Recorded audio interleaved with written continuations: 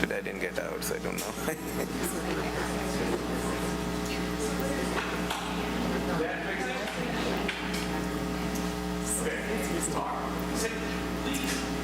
Sing your favorite TV theme song. Nice try, No, I don't Chris. have Nice try. I think they're working, Chris. I can hear. I don't know.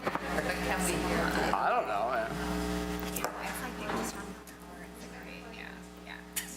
I already They did need that. you to talk. I'm talking. It's working. I mean, I know it's working here. I don't know if they can They hear me. need to test it. But I have no way of knowing when I should shut up. I talk enough in these meetings.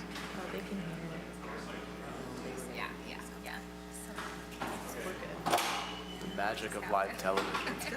We're good, huh?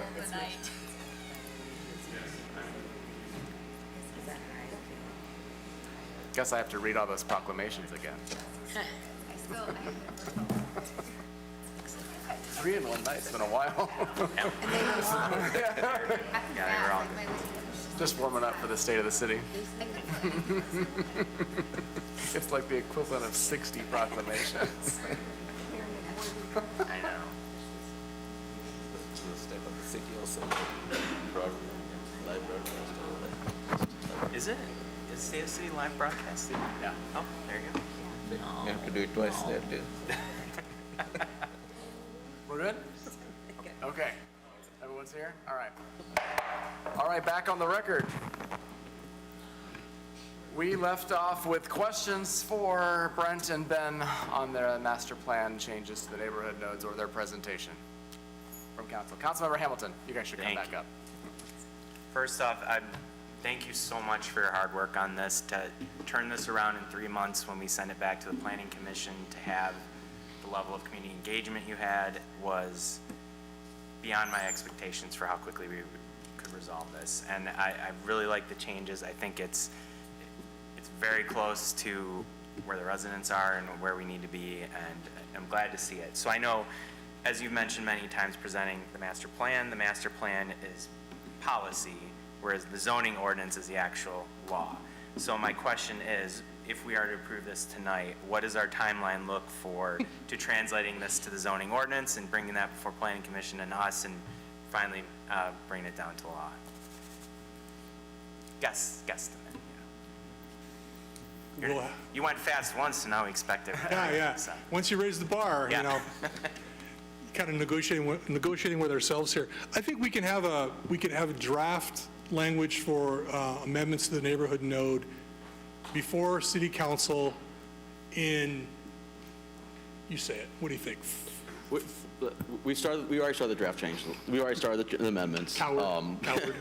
We have to obviously go through the Planning Commission public hearing process. So I think it, in fairness to the Planning Commission, probably give them at least a couple bites before we go to public hearing. So I would expect probably back in front of you within 3 months. Wow. I was going to say 4. Let's split the difference and say 3.5 months. Okay. And is that the main, I mean, that's the biggest change, but there's other changes in other zones as well, correct? So it'll come into us piecemeal, Yeah. basically, you're saying? In my mind, there's some, I think what I'd like to do is prioritize some of the salient changes that we need to make. Number one is the nodes, because that was the focus of the efforts for the master plan update. Big Beaver, yeah. Yes, that gets rolled in. Just a couple of small areas along Big Beaver. 2 is parking. I think we need to do an analysis of parking, especially multifamily residential. We're hearing developers constantly tell us that our parking standards are too high, so we need to look at that. We need to take, Ben and I believe we need to take a look at North Troy. The master plan contemplates pretty significant policy ideas about North Troy, and it's time we implemented some of those and looked at language, perhaps creating a North Troy zoning district that allows for flexibility and more incentivizes redevelopment. And then there's some housekeeping that we need to look at in the ordinance, things that, you know, typographical errors we've seen, or, you know, we've kept a list of some relatively minor revisions that we keep a list, and then every few years we do some updates. So that's kind of the order of priority in my mind. That makes sense, thank you. Good time. Just to follow that up, can you remind me again of your process? Obviously, Ben, as a consultant, who drafts these zoning ordinance amendments? How does that interplay with our city attorney's office? What's the process there, just so I'm reminded? So our office takes the first stab, obviously, at amending the language. Obviously, we have Ms. Dufresne is the council's office to the planning commission. She's involved in that review process as well. I believe City Attorney Bloom is involved too, but they don't go to at least public hearing at the planning commission until the city attorney's office is comfortable with the language moving forward. So we take the first staff, work closely with Troy, with the planning staff, as well as city attorney's office to make sure it's clean. And we also have the luxury of someone from the city attorney's office attending all the planning commission meetings, so they kind of keep us focused, keep us on track, and make sure we don't make any glaring errors. That's comforting. Good. Thank you. Additional questions from council? Councilmember Chamberlain-Craig. Thank you, Mayor. Just wanted to ask for clarification. Looking at the language that, this new language, it talks about the city may consider rezoning. I'm thinking of this as the node F. What is it? It's the northeast, and it's, I believe it's the southwest. Is that something that would start with us providing direction to planning commission, or does that start with planning? How does that work? So I think those discussion points, it would start with the planning commission as part of the amendments to the amendments to the zoning ordinance based on this master plan. So those would come with hopefully the new language with regards to the nodes that would come before you.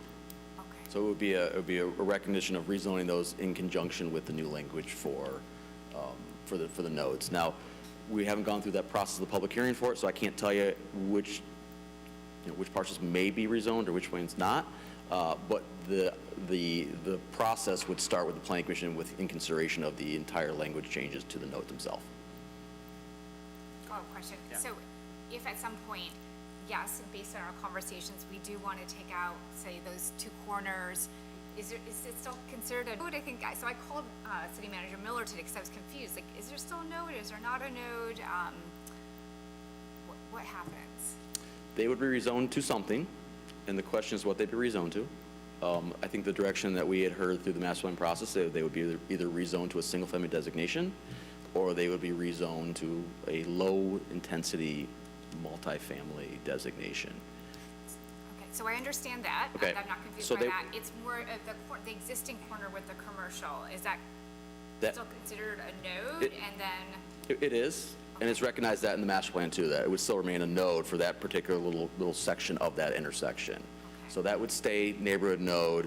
It would have all the rights and allowances under the neighborhood node designation, unless, again, through the process, for something comes up and we look at that particular corner section and we rezone it during that time. But at this point, the master plan intends to keep that section as a node and look at the three other ones. Even if you did rezone it, that would still remain a node. okay, Yeah. understood. And then therefore the owners are not in nonconformity. They would remain in conformance, yes. Councilmember Gunn. So the southeast corner there of, let's see here, Crooks and Waddles, before, when commercial was going to be, would that have been zoned mixed use, and now it will not?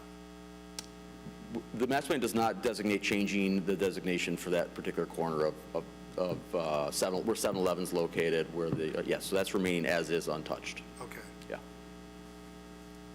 Councilmember Chanda. Thanks, Mayor. Yeah, first of all, thanks for, very quick turnaround. I mean, I was one of those who were skeptic about the time it would take to change that. So my question is also on that southwest corner, which is essentially my neighborhood. Wanted to ask, like, there are probably developments that are planned right now. How does it affect? I mean, it's changing the zoning. How do the citizens get to put their input? Like, there are property development plans that are in the process, and so unless something changes, I'm assuming the current zoning with what is will be applicable, right? So could you comment on that? It says city may consider rezoning, so how does that may becomes? So what we are considering this evening is a policy document, as Councilmember Hamilton indicated. It's not a legal document. Master plans, the policy is implemented through. Any action we take this evening does not change the law, does not change the zoning. And until we change the zoning, The developers have the rights that they're afforded under the districts and under the provisions of the zoning ordinance until we make appropriate changes otherwise. So if there's applications in the works, if a developer's paying attention, they're looking at the calendar, they're looking at the zoning ordinance, and they know that they've got only so much time before potentially the zoning ordinance changes and their rights change. And follow up on that, I mean, what will trigger a change in zoning? I mean, is that something citizens have to initiate, or is that something? So looking into my crystal ball, I foresee City Council approving the draft amendment this evening. That was a joke. So let's assume we do approve the policy document. That's gonna trigger Ben and I to start working with the Planning Commission on looking at the draft, looking at the zoning ordinance, looking at the nodes in particular, and going essentially node by node to see what we have to amend. Once we have a draft that the Planning Commission is satisfied with, and this will be discussed at numerous public meetings where residents can watch on television, they can attend, they can comment, et cetera. So any resident who's concerned about potential development in their backyard can have input, send emails, attend meetings, et cetera. So there'll be plenty of notice to anyone interested. Once we have a draft, there'll be a public hearing of the Planning Commission, take comment from the residents, and then they'll make a recommendation. We'll be back before the City Council at a public hearing to take comments on any draft language. Okay. Thank you, yeah. Good, yeah. In the process that the Planning Commission took to look at these two nodes specifically was very transparent. There were a number of property owners in the area that did attend the meetings, and in fact, property owners for this particular intersection on these corners did attend and made comments to the Planning Commission. The Planning Commission took that into consideration and forward the language as is as you see tonight before you. So it was a transparent process that the Planning Commission undertook to get the language where it is today. Thank you. Additional questions? All right, I'm going to open the public hearing. I don't see anybody has signed up to speak during this public hearing, but that doesn't prohibit you from speaking now. Does anyone have anything they'd like to add on the master plan? All right, I will close the public hearing then, and I will move E1, City of Troy Master Plan 2040 as printed in the agenda packet. Support. Moved by the chair, supported by Councilmember Hamilton, that we approve E1, City of Troy Master Plan 2040 as printed in the agenda packet. Discussion. Councilmember Hamilton. I'll again reiterate how grateful I am to our planning staff, and then also to our planning commission, to other city staff, and to the many, many residents that came and spoke throughout many years that attended the node tours that we did several years ago. That'd be, what was that, 2-3 years ago? And did so in such a civil and productive way that helped us get to this point where I feel like we're substantially moving the master plan to where more in alignment with where our residents are. And so I will be supporting this enthusiastically. I'm really pleased with the process. This is a long process. This is, like I said, 3-4 years of work to do this, and I'm very pleased with the result and glad to see it. Thank you, Councilmember Hamilton. Additional discussion? Mayor Pro Tem Hoderick. You know, it's not very often that the words civility, decorum, nimbleness can be applied in government these days, and we saw it through this entire process, even during elections, where people were driven to be involved in voting based on their desires of what they wanted to see in the master plan. The constructive involvement of residents has been invaluable to, I think, a document that really represents a really great policy direction for the city. The planning department, you watched us kind of struggle with, at the city council level, we kind of get 2 bites at the apple with this master plan and making sure we're representing the people who voted for us, and in your desire for specific direction and your plea for that really helped us, and then I hope we helped you and that you feel good about this product as well.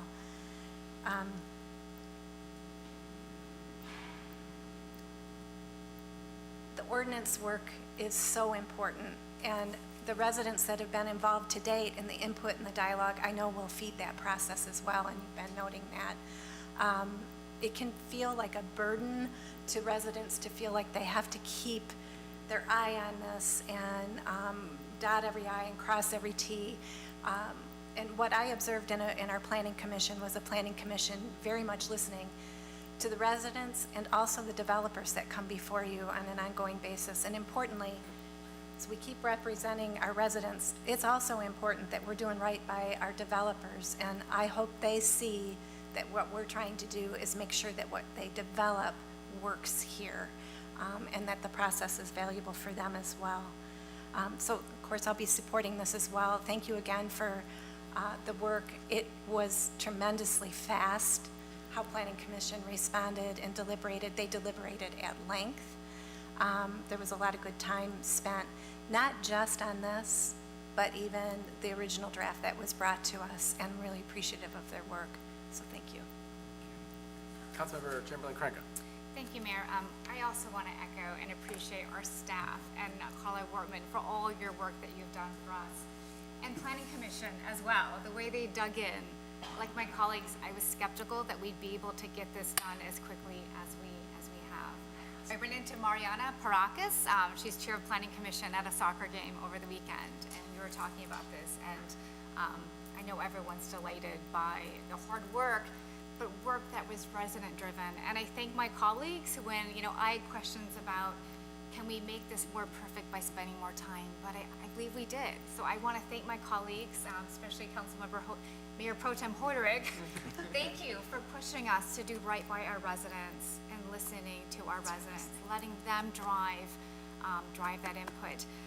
And with that, what I want to share is also this weekend, I ran into a group of my neighbors. They meet up when the weather is nice, folks of all ages, seniors, middle age, all ages.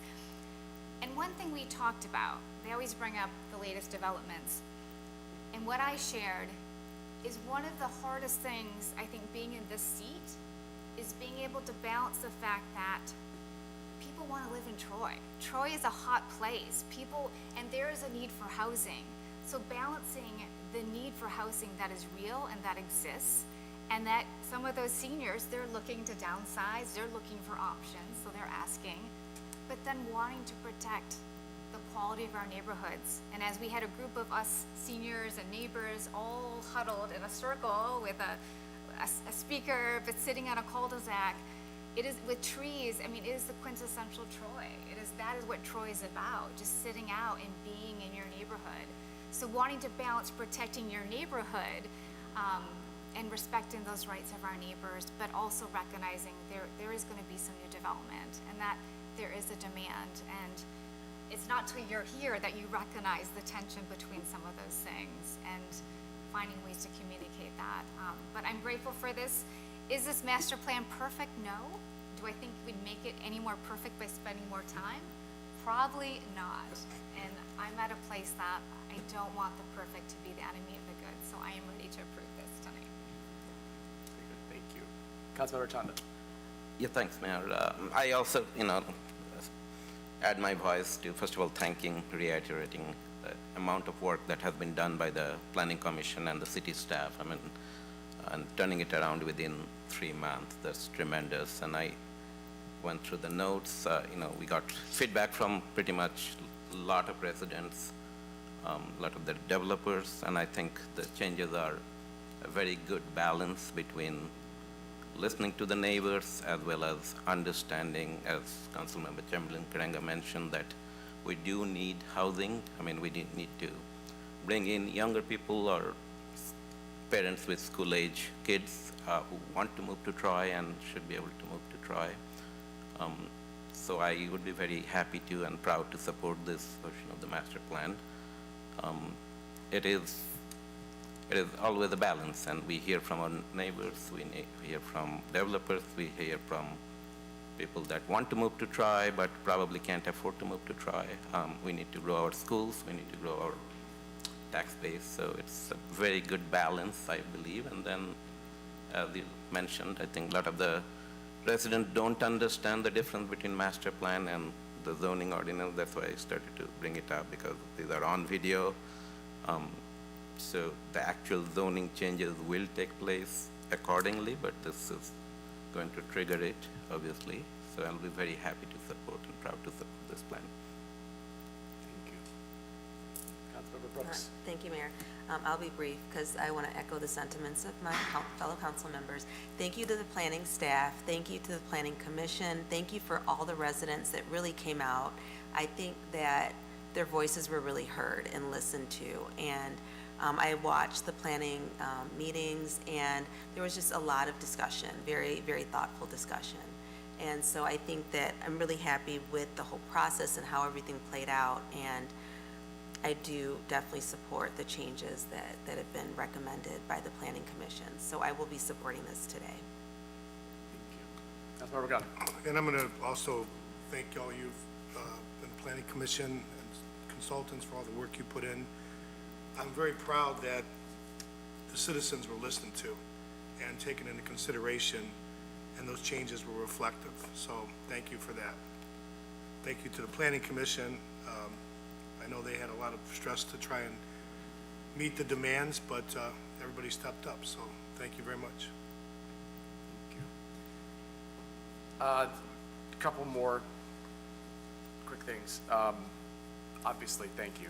I think that you've heard it from all of us, but there was some skepticism back in, I think it was February, by some up here, and it was a good discussion I thought we had that night, but I'm not surprised you got it back to us in 3 months, but I'm grateful that you did, because I would have felt bad if you didn't. And, you know, Mariana Prokis, the chair, I know the instrumental role she played, and you mentioned it, in literally that week of our meeting where we sent it back, she was already calling to see if she could get the subcommittee together, saying, wait a minute, we have a group of people ready to talk about these. We understand that they want to move on it, and she did. And I think it could have even been here faster had it not been for spring break and other things that happened, right? I mean, honestly, like they were ready to go.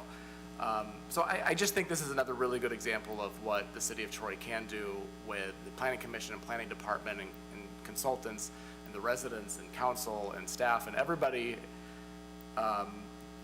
having their voices heard and coming together to try to figure out what's going to work best for everybody. And 5 years ago when I was running for mayor the first time in the summer of before, so almost 5 years ago, Councilmember Brooks was there. She was a candidate then. We sat out on Sachin Way in a really hot driveway and garage talking to really upset neighbors about some of the proposed Big Beaver developments issues, but it bled over then into Crooks and Waddles and some of the other nodes, which then led to a big community center event that was packed, right? And I think Mayor Pro Tem Hoderick mentioned some of that when we talked about this in February, but you know, that was 5 years ago, and I said then, I promise when we do this, you know, this update to the master plan, we will address these neighborhood nodes and some of these issues. And I'm really happy to say that we finally can say we did it. And I know there's still zoning ordinance amendments to be made, and that's the key legal aspect of it. But this policy document had to be the first step. So it's really exciting to be there. And I also want to say, I'm glad a couple of you have mentioned the developers in this process, because probably improperly, I gave some developers, or I made development kind of a bad word back in 2019 especially, and I own that. But a lot of the people who are doing development in our city are really good people who care about our community as if it was their own. Often it is their own. And I just want to make sure that we do recognize that they play an important role in the vitality of our community. And our residents, for the most part, now understand that a little better, I think, and that really makes me happy to see some of that come full circle. I know that this master plan policy document will continue to be guidance for our planning commissioners in future meetings. You know, most development projects never make it to us. They go for site plan approval at the planning commission, and we don't deal with a lot of those. I also know that the residents will continue to keep the planning commissioners and planning staff on their toes, but I'm hopeful that there's been a lot of good education that's happened this past few months especially, but even the couple of years leading up to this with all the walk and talks and everything that's happened at it. I think that's a really good thing for all of Troy. And finally, I just want to say I think it's really fitting that this is happening on Mark's last meeting, because these nodes, I mean, rightly or wrongly, kind of started with some projects that Mark was working on in the Big Beaver corridor study and Brent, so I feel very very proud that we're getting it done for you, Mark, finally, on your last night. It's a farewell gift, because you're not going to watch or anything. So, anyway, with that, I'll call for the vote, Ms. Dixon.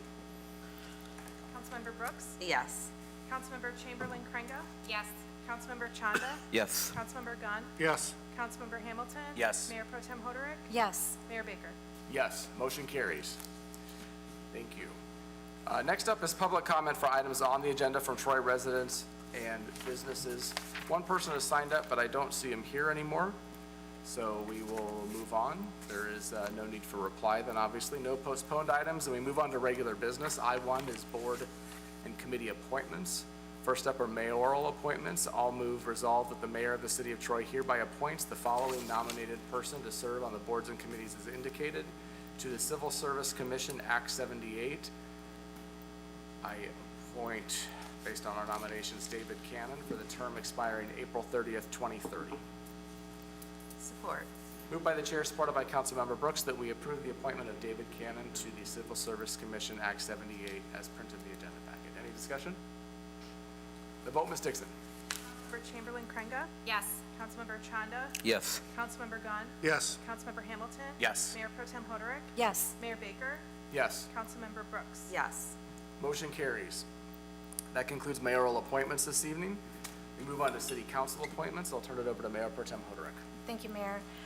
I'm going to move that Troy City Council hereby appoints the following nominated persons to serve on the boards and committees as follows. To the Historic District Commission for the terms expiring May 15th, 2027, John Howard Adams, Timothy McGee, and Abby Swaminathan. To the Liquor Advisory Committee for the term expiring January 31st, 2027, Andrew Calzonis. To the Personnel Board for a term expiring April 30th, 2027, Pamela Gordon. And confirming the Planning Commission's appointment to the Zoning Board of Appeals. Their Planning Commission representative will be Tyler Fox for the term ending December 31st, 2024. No, I'm appointing Tyler Fox to the Zoning Board of Appeals, and the Planning Commission rep on ZBA will be Jaya Lakshmi Malalahali. I think you were right the first time. Was I? Yeah, You were right the first time. you were right the first time. Okay, what I said the first time for the term expiring December 31st, 2024. Thank you. Support. Moved by Mayor Pro Tem Hoderick, supported by Councilmember Chamberlain Craig, that we approve all appointments and confirmation appointments as read into the record and printed in the agenda packet. Any discussion? The vote, Ms. Dixon. Councilmember Chanda? Yes. Councilmember Gunn? Yes. Councilmember Hamilton? Yes. Mayor Pro Tem Hoderick? Yes. Mayor Baker? Yes. Councilmember Brooks? Yes. Councilmember Chamberlain Craig? Yes. Motion carries. We thank all of those who are willing to serve our boards and committees. Next up are mayoral nominations. I don't have any this evening. Mayor Pro Tem Hoderick, do you have any council nominations? No. I don't believe you do. All right, that concludes board and committee nominations. We approved a motion to suspend the rules and add an agenda item, so I'll move for I-3, be it resolved, City Council shall adjourn into closed session on May 20th, 2024 in the council boardroom as permitted by MCL 15.268A. Support. Moved by the chair, supported by Councilmember Hamilton, that we approve the added I-3 request for closed session as read into the record and provided as a late submittal.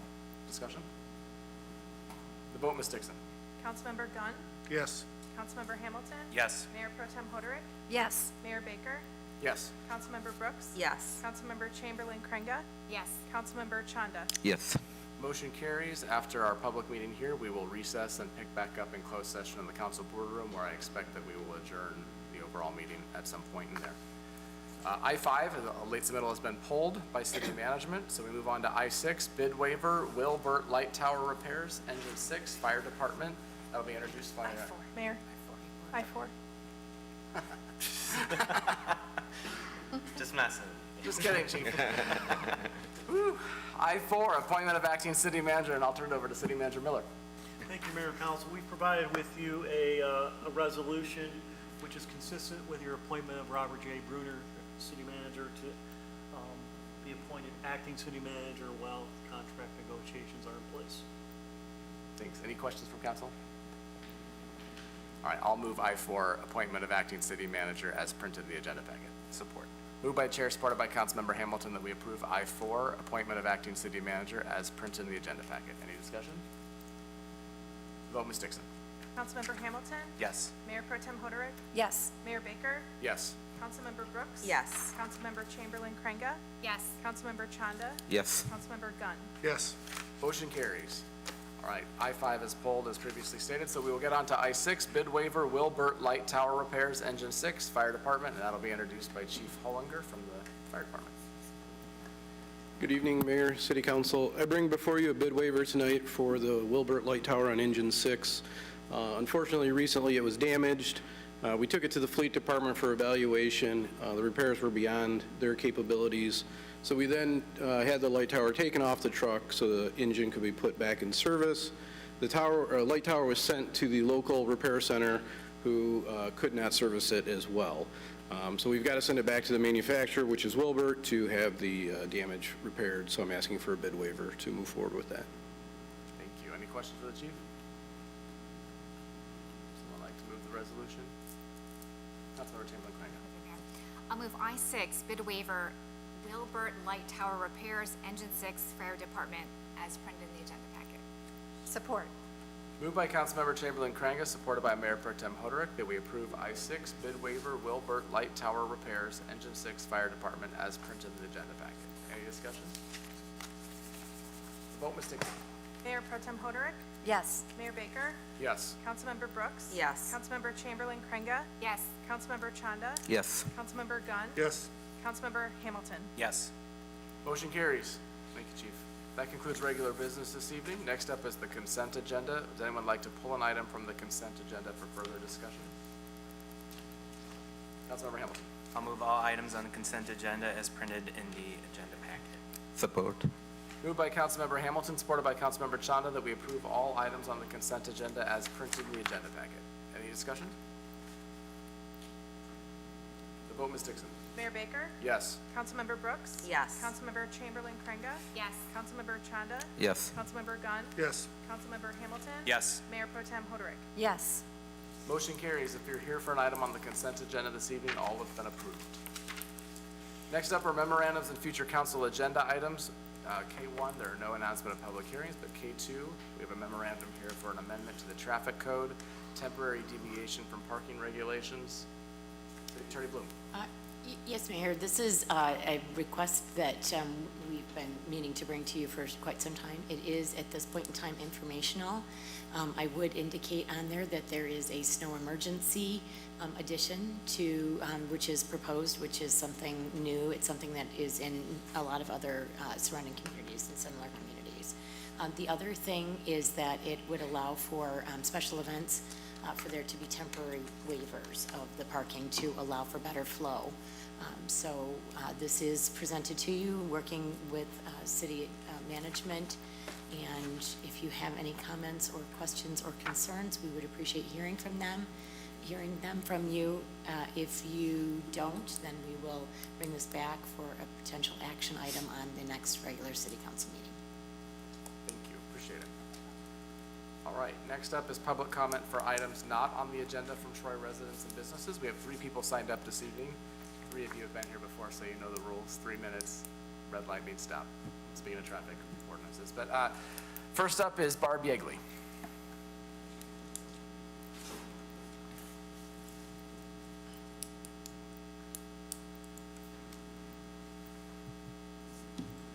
Good evening, City Council, Mayor, Mr. Miller. I'm here just because I felt that the firing, I didn't know you could fire volunteer firemen, so I think that was just really poor optics, and I didn't really have too much to say. I won't need 3 minutes to say that, so I'll just leave it at that. It just didn't seem very appropriate to fire our volunteer firefighters, so, okay, thank you. Thank you, Ms. Yeagley. Good to see you. Next up is Dale Murish.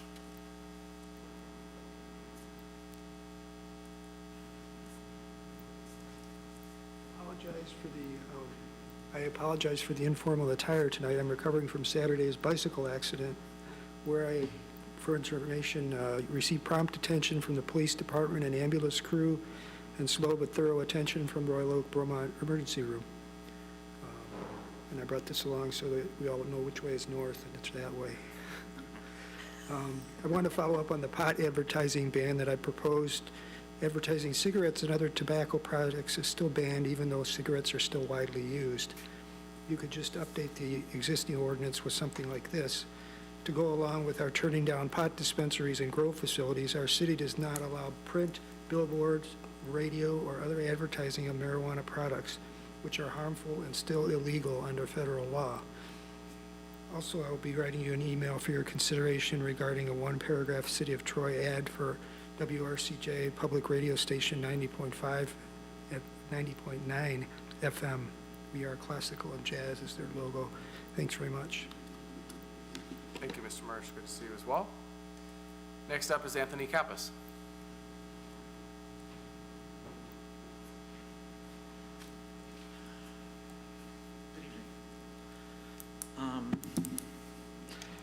I am here for accountability, and I have a question to ask.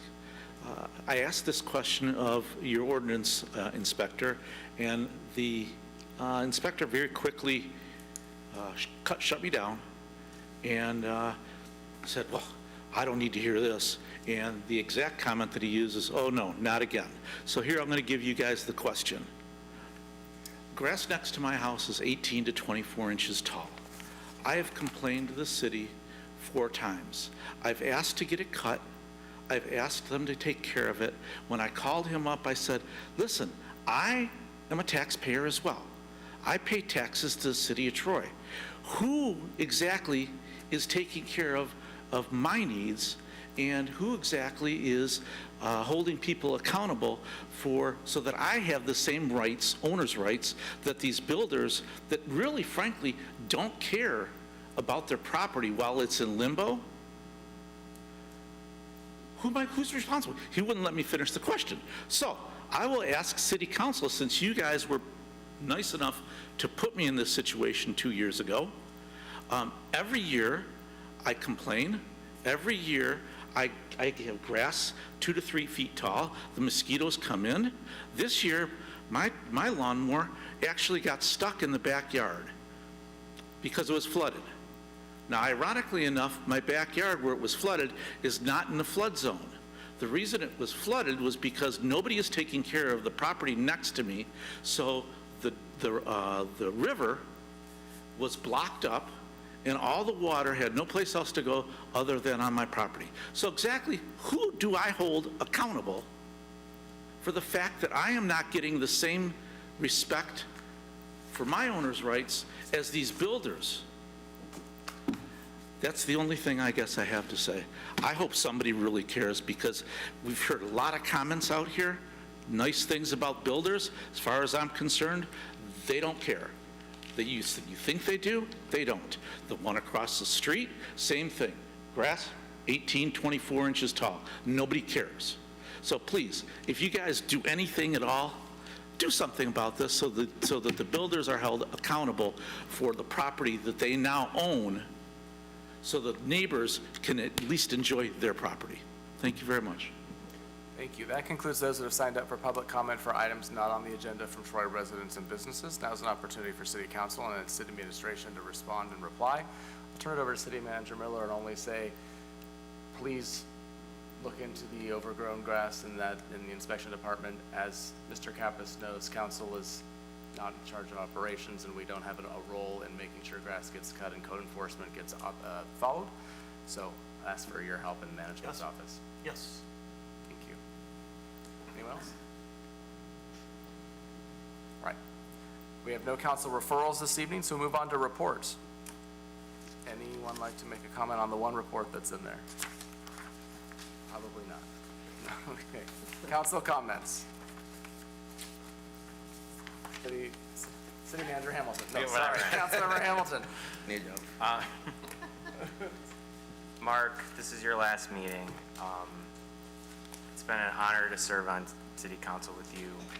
for over 6 years. Where things were when I first got elected in November 2017 to now is night and day, particularly with ethics and integrity in the administration that runs our city, which was, we spent years, and we're still cleaning up in some degrees some of the issues that caused. And you have governed our city so ethically, so honestly, and you've been a great example of public service to everyone I know. And I hate to lose you, but I know you're ready to move to Marquette and enjoy the retired life. And I'm grateful that you did this job and the job you did, and I wish you well in your retirement. Councilmember Gunn. I also want to wish you well. I didn't have the opportunity to work with you as many years, but everything that I've interacted with you has been very professional, and I appreciate some of the onboarding direction you gave me. I also want to thank the mayor and council for the Purple Heart proclamation. It's not just the designation.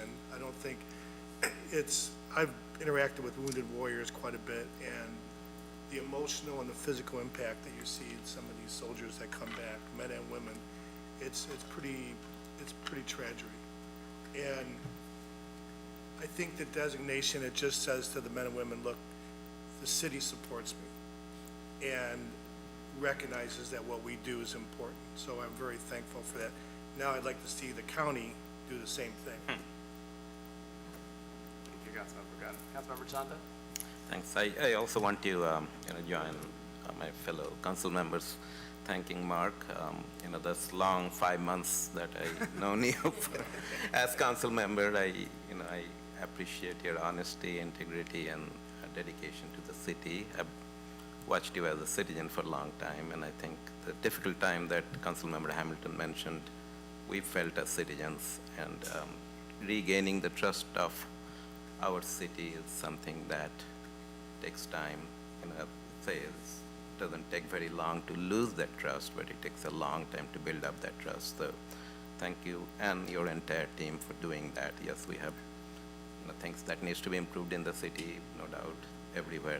Things need to be improved, but let's celebrate what has been achieved in the last 5 years. And also I want to thank Councilmember Gunn for, or the entire council for recognizing this Purple Heart city. I think it is important. I have a very close friend who still has PTSD that haunts him, even though it's professionally extremely successful. People won't recognize that somebody like that can go through PTSD. But it's just the fact that we recognize these people as a city is very important. So thanks everyone for doing that. Thank you. Councilmember Brooks. Thank you. I also want to thank Mark Miller for all of the years of service to the city and really stepping in during a difficult time. And really, it was much needed at that time. And just thank you, and well-deserved kind of semi-retirement, I guess, because you're still doing some things, but it's well-deserved. And then I also just want to let everybody know that there's a Run for Nature that will be taking place on June 9th, which is a fundraiser by the Nature Center. And it is a fun time to be able to run, walk, bring your families, and raise money for an important cause, which is the Nature Center, which we all love. So that's it. Councilmember Chamberlain-Cranger. Thank you, Mayor. I'll also share something with you, Mark, so I've known you actually since 2016 when I was appointed to the Downtown Development Authority. I remember my first orientation with Mark. You were so enthusiastic. And I think something that, Mark, you probably remember in DDA meetings, I was always raising my hand, asking questions, trying to find those intersections between our economic vitality and just our rich cultural heritage and diversity in the city. And what I always found is sometimes you come to me afterwards like, Rebecca, what do you mean by that? Or tell me more. But you're always curious. And fast forward a couple years later, when I was on city council in 2020, on some of those very topics that we talked about, I found you had this deep knowledge. You had developed, well thought out opinions and insights on some of these questions we talked about before, and it just said a lot to me that, you know, yes, you brought a lot to the city with ethics, but you also had a spirit of growth and seizing your own learning and being curious to ask questions and then go after things and find your own knowledge and your own opinions. And that's something I think is very special in a leader. So I will miss that about you, Mark. I was always able to call you and bring all these various ideas, because before I ever would bring something here, I'd always run something by Mark, and many don't see the light of day, but it was just great to have Mark to be able to run things by him. And again, it was that spirit of learning, spirit of openness that allowed us on council and myself to do that, Mark. So I will miss that very much, but I know we're going to see you around the circuit. You're going to be doing what you love. You're going to be doing planning around the city and helping municipalities all over the state. So I wish you well.